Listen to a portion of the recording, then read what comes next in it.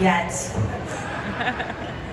I know that I'm not who you want to hear from, so I'm just going to take a quick minute to give you a glimpse into the George that I know, who might not necessarily be the George that you guys all know.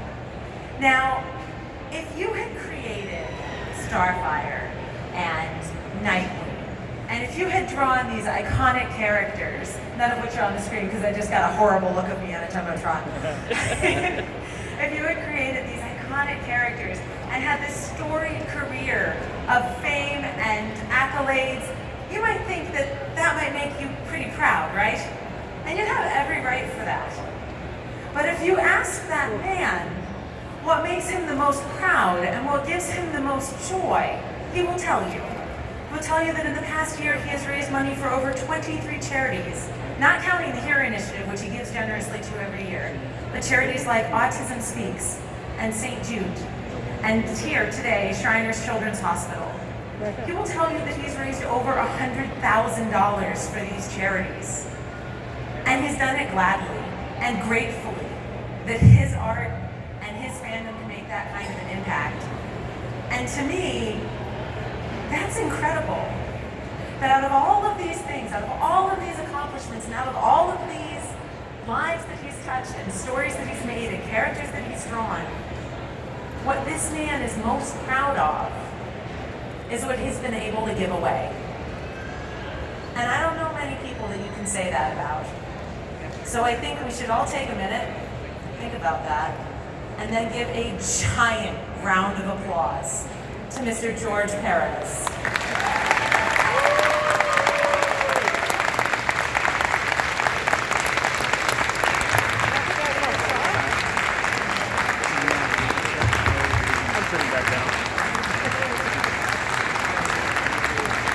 Welcome. Thank you, thank you. The section's gonna be all constant. I've got to start off with one of my favorite things about you is your love of your wife. And I start with non-comics because I love the shirts, I love the pure passion, I love that you know the amount of weeks, and I can't, it's just so beautiful and specific, and I want to, how did you meet your wife and start there? Okay. Personal stuff that probably doesn't matter to most of you, but a friend, I should say ex-friend, unfortunately, was talking about this woman he met at a party, and he wanted to drive her to the airport, and he wanted me to meet her. Worst mistake he ever made, obviously. And that was March 1st, 1980.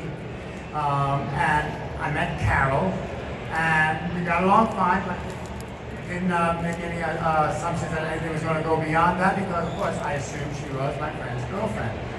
She disabused me of that on our first date, October 17, 1980.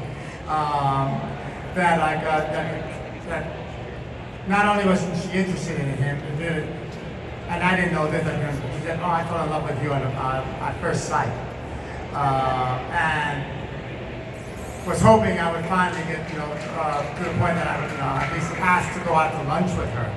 And interestingly, it was my friend when he said, Carol really wants to go out to lunch with her. And when you go out with her, then find out why she's not returning my calls. So he actually was sending me out as a spy. And then I did have a previous marriage, and I was still a little gun shy. And I told Carol I wanted a platonic relationship. Give one back. So, and she was willing to honor that. And I was coming back from a convention in Thanksgiving. It was, I believe it might have been in Houston. And usually I had my friend to pick me up at the airport because I didn't have a car. And I decided to call Carol and asked her if she would pick me up at the airport. And she said, "Oh, I'd love to. I found someone. Can I bring him with me?" And the way my heart sank, I didn't expect it to. And I thought, okay, George, you really blew that one. So, I arrived at the airport in New York. Carol finally showed up. She was alone. And I asked if the person was going to park me in the car. Oh, didn't I make that clear? I found a dance partner. Deliberate omission of words that she said, "You said you wanted platonic. I'm going to call you a bluff." because if he really wanted it, I didn't want to waste my time. And we were intimate from that day on. And we were engaged January 15, 1981.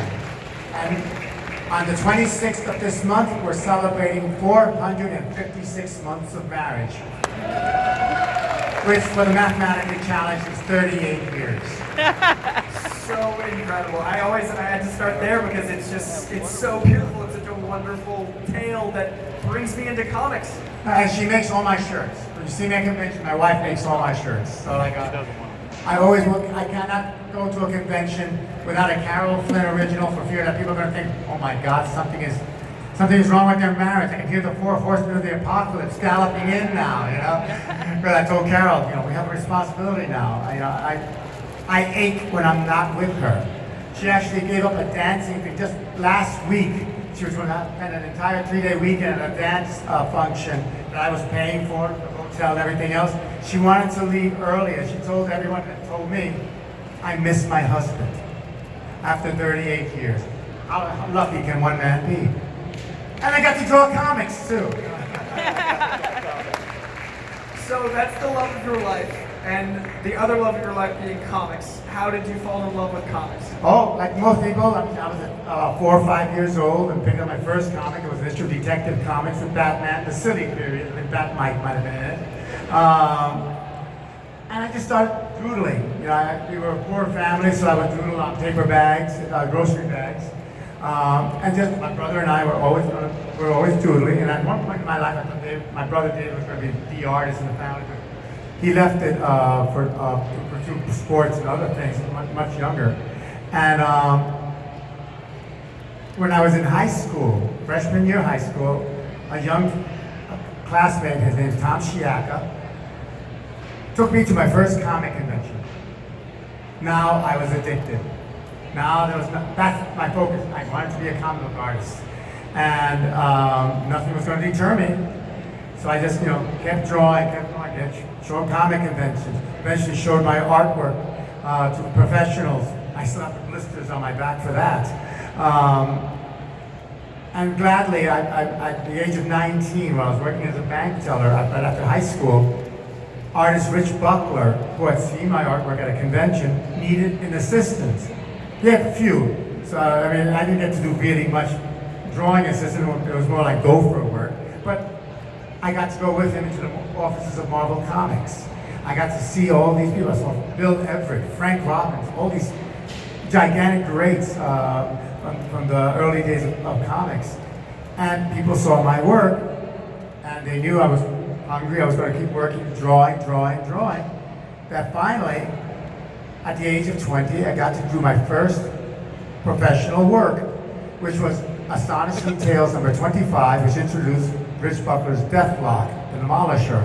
And there was a 2-page gag strip at the end of it, and that's my first professional credit, where it shows cartoon versions of Doug Mensch and Rich Buckler coming up with ideas, discarding them, throwing all the discarded pieces of paper into the trash can, and they leave the room, and out of the trash can, from the discarded ideas, comes Deathlock. And to show that, hey, I was still green, Rich Buckler drew the Deathlock figure. He wouldn't trust me with that one. But then, I had the greatest education possible. I never had an art lesson.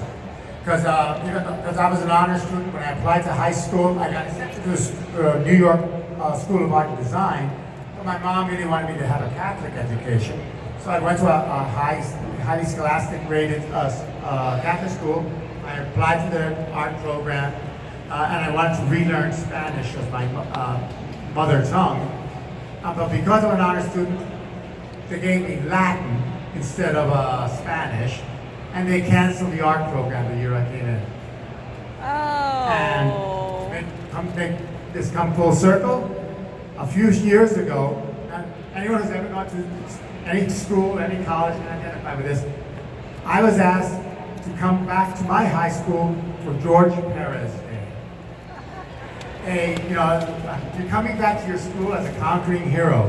They were showing slideshows of all my artwork, including on a screen behind me at the auditorium from another graduate at high school who donated the screen, Martin Scorsese.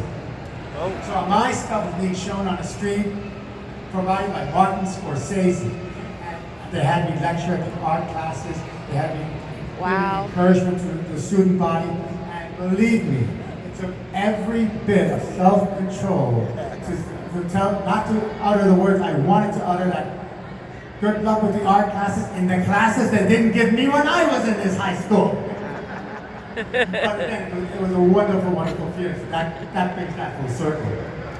What inspires your very detailed but dense style? Your panels are so lush and full of life with depth. How did you develop that style over time when you were first starting? I mean, I was inspired by some people who did some really lush detail work, like Barry Windsor Smith. Red Nails was a revelation for me. And other artists, including Jim Starlin, when he was also starting out with Captain Marvel and Warlock. And one of the things I realized, I was churning out very quickly when I started. So I was doing 3.5 books a month. But then I really wanted to have a long-term professional life as a comic artist. I had to start really knowing how to draw. I can't fake it. And the amount of detail I kept adding, even when I was just starting, was because I was so in love with the idea, oh my God, I'm actually drawing comics. I'm actually doing what I wanted to do since I was a child, and I'm being paid for this. And I always thought, even though the rates were horrible when we started, I'm lucky to be drawing comics. I want to show them I'm worth what they're paying me. So I add more and add more.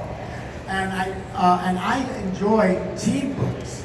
And at the time, particularly the days when they didn't offer you royalties, so you got the same page rate for drawing a book that had a single lead character as you would to get a book that had a dozen lead characters.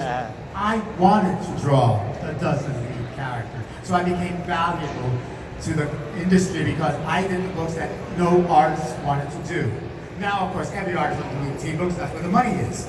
But I did it because of the sheer love of it. And because when you draw, you tend to be alone in the studio, I credit doing team books for keeping my social skills intact. Because I didn't treat the characters as just costumes like puppets that move around. I tried to imagine what they were like That's his work. inside those costumes. Which is why I tried to draw faces individually. That one's not. So that they are That one's not. characters that fit That one's not, right? to the way they look at each other, and